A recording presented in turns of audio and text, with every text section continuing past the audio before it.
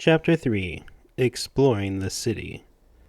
Yesterday I cried and cried and cried. My parents got mad at me for dropping their comforter on the ground, and dinner time came, but I just kept crying without reacting that much. When morning came, I had cried so much that my eyes were dry and puffy. My head pounded with pain, but my fever had gone down, and I didn't feel nearly as sluggish. Plus, I felt a lot better in general since I had cried my heart out, though my family basically had no idea how to treat me at breakfast.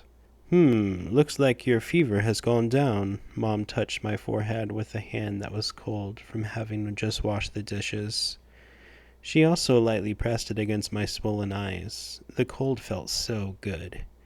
If you're feeling better, mine, would you like to go to the market with me? One's being held today. Wait, didn't she say something about being the busiest time of year at her dyeing job, and that she had to go work even while I was sick with a fever?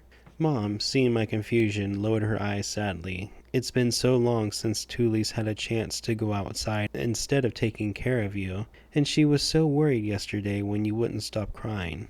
The only thing we could think of was that you got really lonely on your own, so I made the effort to convince my coworkers to cover for me today. Upon hearing that, I gasped. I can't believe I actually cried all day with people watching. I want to dig a hole and jump inside of it. Not much was worse than calming down and realizing how hard you embarrassed yourself the day before. I'm sorry. You don't need to apologize, mine. We all feel weak-hearted when we're sick. Mom rubbed my head gently, consoling me. But the kinder she was, the more guilty I felt. I'm really, really sorry. I cried exclusively out of despair over the lack of books. I didn't feel lonely without you at all. Tuli was that worried about me, but I just cared about her leaving so I could look for books. I'm so sorry. Tuli's going to the forest with everyone else, but you're still too weak for that. Want to go shopping with Mommy? Uh-huh. Oh my, I wonder where all that enthusiasm came from. Mom smiled happily, thinking I was excited to be spending time with her, and I responded with a bright smile of my own. Aha! I knew you would be excited for this. Mom looked so happy that I didn't go out of my way to correct her. My enthusiasm had just shot through the roof since I was excited about potentially finding a book outside. I would go shopping with her and have her buy me a book. I didn't need a thick book in particular. Anything that I could use to learn this world's writing system would be enough. Honestly, I'd be fine with a workbook aimed at children. If a book was too much, I'd settle for a chart of this world's alphabet or whatever. I'm sure if I say, I won't be lonely if I have a book. I'll stay home alone all day, every day, in a really cute voice, she'll buy a picture book or two for her little sick girl. Ahahaha. I can't wait. Okay, Mom, I'll be back later. Tuli peered into the bedroom with a full smile. Since Mom was staying home, she didn't have to babysit me at all. Stay with the other kids, okay? Be careful. Okay. Tuli strapped a large basket on her back and skipped out of the house. It seemed like she was going out to play and have fun, but she was actually helping out the family in a crucial way, collecting firewood. She would also grab nuts, mushrooms, and other stuff while she was at it. Whether or not we had good, cheap meals each day depended largely on Tuli. Do your best, Tuli. My lunch is counting on you. This poverty-stricken world didn't have any schools, so children largely helped around the house or had jobs. Or at least, schools never came up in Mine's memories. Once kids got a little older than Tuli, they began working as apprentices. If given the choice, I would have preferred to work as an apprentice, librarian, or apprentice book saleswoman. Going to the market would provide the perfect opportunity to gather information on this kind of thing. I'd find the nearest bookstore, befriend the owner, and become an apprentice there. Okay, Mine, let's go shopping. It was the first time I was leaving home since becoming Mine, and my first time wearing anything other than pajamas. My outfit was made of worn-out hand-me-downs from Tuli, and I had to put on several layers of the thick clothing. I was so bundled up it was kind of hard to walk, but nonetheless I took Mom's hand and took my first step out of our home. So cold, so narrow, so stinky. Perhaps due to this being a stone building, it felt like cold air was flowing from the walls themselves, and not even my several layers of clothing could stop me from feeling a chill. I really would have liked to have a fleece jacket or some hand warmers, not to mention a mask to block the smell and help stave off a cold. Mind, be careful not to fall.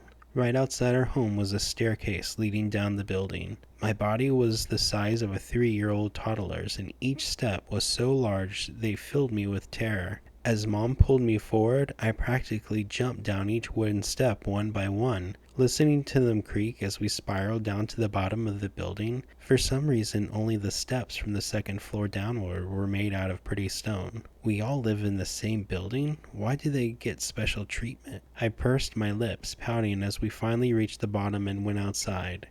If my counting was accurate, we were in the apartment on the 5th floor out of 7. To be honest, for someone as weak, small, and sickly as me, just getting out of the house was enough to be exhausting. Now I knew why almost all of my memories took place inside. Even now, I was out of breath by the time I got outside. It seemed likely I would just pass out before we reached our destination. Mom, it's hard to breathe. Wait a second. But all we've done is leave the house. Are you okay? I just need a little break. As I studied my breath and reminded myself I needed to shape up if I wanted to reach a bookstore, I looked around to get a grasp of my surroundings. A short distance away from our housing complex was a small plaza with a well in the middle. Only the ground around the well was paved with stone, and I could see several older women talking while washing their clothes. That was definitely the well Thule used to wash dishes and get our daily water. I'll carry you on my back, mine. Mom, who must have thought our shopping would never get done if she waited for me, somewhat forcefully plopped me onto her back and started walking away. I couldn't remember this myself, but judging by how she had something like a baby carrier on her back, she was probably used to carrying mine around. The plaza with the well was surrounded by tall apartment-like housing complexes on all 4 sides, with just one path leading to the outside. After passing through the narrow, dark alleyway, we emerged on a large road. Wow, this looks exactly like the one in old European cities I've seen photos of. An unfamiliar scene spread out before me, with carts pulled by horses and donkey-like creatures passing each other by a wide cobblestone road dotted on either side by stores. I spun around, looking everywhere like a tourist in my quest to find a bookstore. Mom, which door is where we're going to? What are you saying, mine? We're going to the market. We almost never go to any stores. According to Mom, most of the stores near ground level sold products for relatively rich individuals and had little that poor commoners like us could buy. We bought the majority of our daily goods at an actual marketplace. In other words, a bookstore is probably a ground floor just like these. I looked around for a bookstore while Mom walked, and soon saw an especially large building that would serve as a solid landmark. It was made out of white stone, and despite its simple design, there was a sort of majesty to it that made it stand out. Is that a castle? No, that's a temple. You'll be going there to be baptized when you turn 7. Ah, a temple. It sounds like religion is enforced here, which sucks. I'll try to avoid that place as much as possible. My instincts and knowledge from my past life made me want to keep my distance from religion, but I didn't know if this world would be too kind to an atheist, so I kept my mouth shut and looked at the walls surrounding the temple. Mom, what are those walls? Those are castle ramparts, inside in the castle where our lord lives, and the mansions where nobles live. Well, in the end, nothing behind those walls has too much to do with you and me. The tall stone walls looked more like a gate to a prison than grounds where royalty lived within a castle. Maybe it would look even more like a prison if the guards were ever on high alert and defending against something.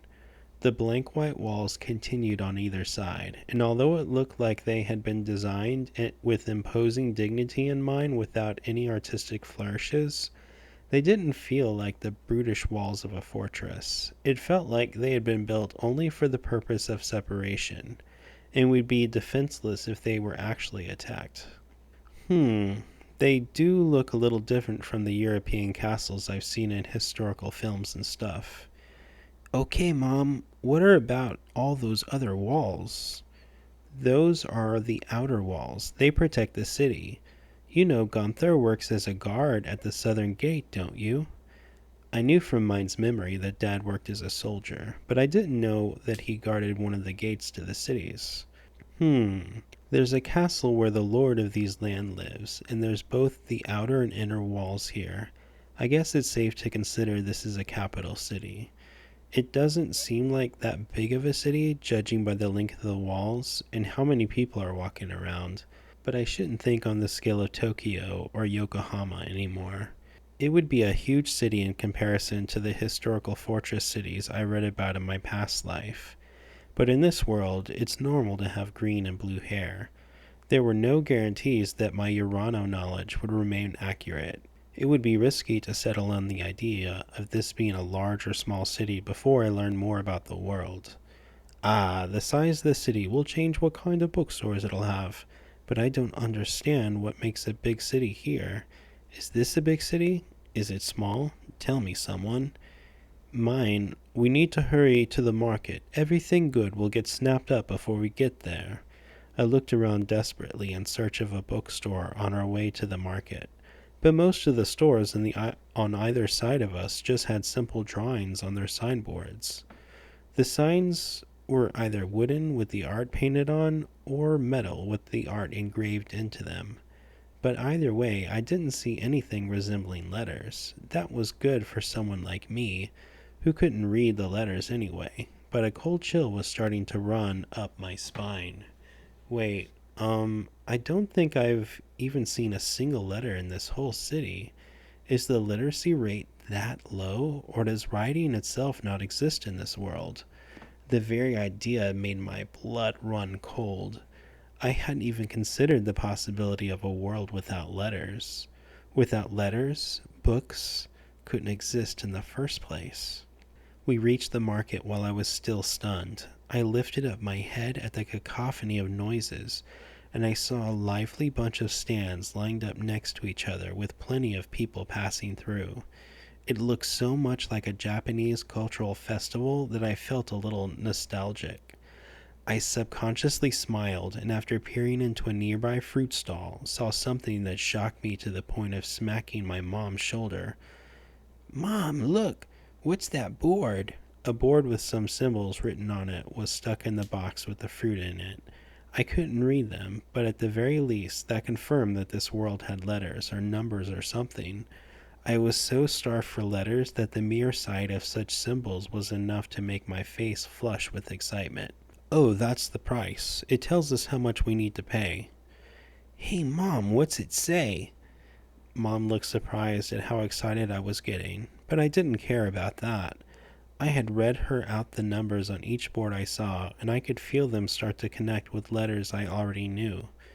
"Okay, great. Keep it up, my precious synapses." Okay, so this says 30 lions.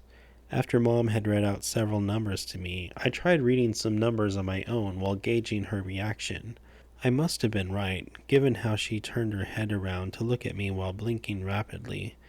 "I'm really surprised you learned them that fast, Mine." Eh? There were 10 distinct symbols for what seemed to be numbers, so I assumed operating with base 10 math would be fine. I'm really glad they don't use the 2 or base 60. I should be able to do math no problem if I can just memorize all the symbols. Oh wait, am I going down the child prodigy path here? At age 10, I'll be God's gift to mankind, and at age 15, I'll be a genius. But once I hit 20, I'll just be a normal person. Oh well.